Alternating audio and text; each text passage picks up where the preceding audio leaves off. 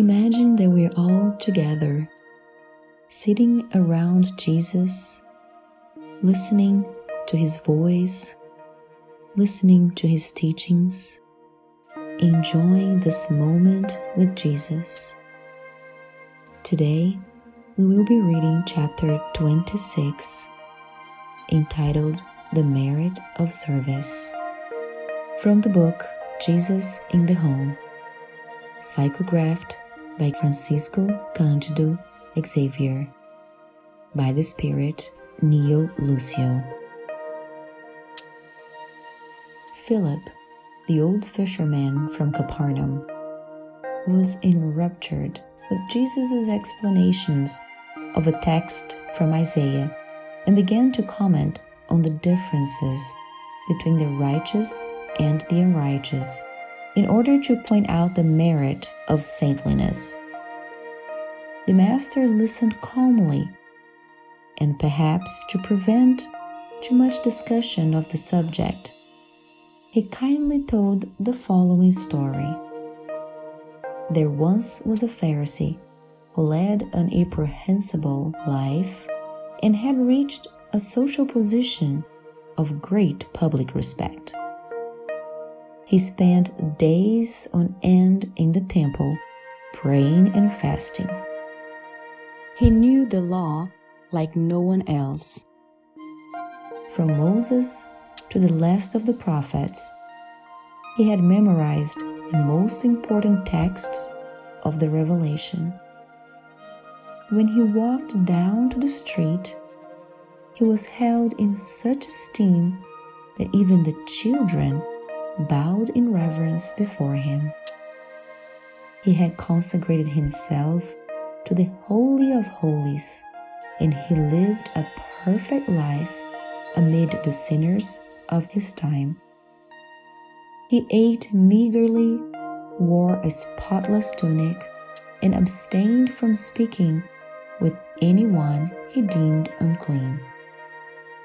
However, it so happened that there was a widespread plague in the city near Jerusalem, and an angel of the Lord came down to offer aid to the sick and needy in the name of divine providence. But he needed the industrious hands of a man through which he could work without delay on behalf of the ill and suffering. He looked to the holy Pharisee, known in the heavenly court for his reiterated vows of spiritual perfection, but the devoted man believed himself to be so deeply immersed in his thoughts of cleanliness that he didn't have even the tiniest bit of room in his heart to consider any thought of helping the victims of the epidemic. How was he to lend a hand to the divine messenger in this matter when he avoided the least bit of contact with the common world, which in his mind he regarded as a valley of squalor? The angel persisted in trying to find someone, however, because the plague was serious and there was no time to waste. The messenger left the Pharisee and turned to other lovers of the law, but none of them believed they were in a position to help. No one wanted to put themselves at risk. In light of these excuses not to help, the messenger from above found an old criminal who wanted to change his ways. Through invisible threads of thought, the angel invited him to follow him.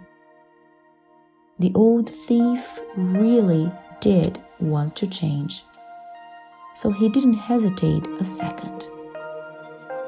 He hearkened to the angel's gentle coercion and quickly devoted himself enthusiastically and genuinely, offering his robust and authentic cooperation to the ministry of aid and salvation.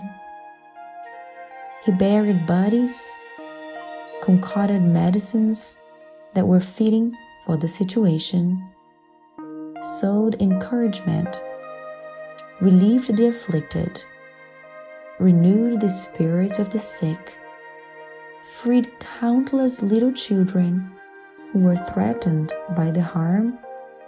He created services of consolation and hope, and in so doing, won solid friendships in heaven, thereby advancing remarkably on the path towards paradise. Those present listened to this little story between admiration and disappointment. And since no one said anything, the Lord commented after a lengthy pause.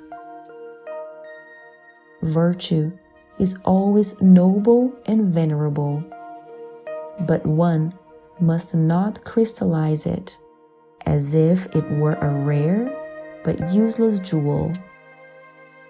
If love covers a multitude of sins, then sanctifying service, which draws inspiration from it, can bring converted sinners to companionship of the angels. The idle righteous, on the other hand, will have to wait for such companionship. Seeing that his listeners had withdrawn into silence, the Lord closed the home gospel worship so that repose could bring his disciples the many blessings of peace and meditation beneath the star-studded sky. Beloved brothers and sisters, I pray and hope that the story that we read today inspires our dreams and allow us to have some productive food for thought so that we too may repose and have the blessings of peace tonight and always. Thank you for listening. Have a blessed one. So be it.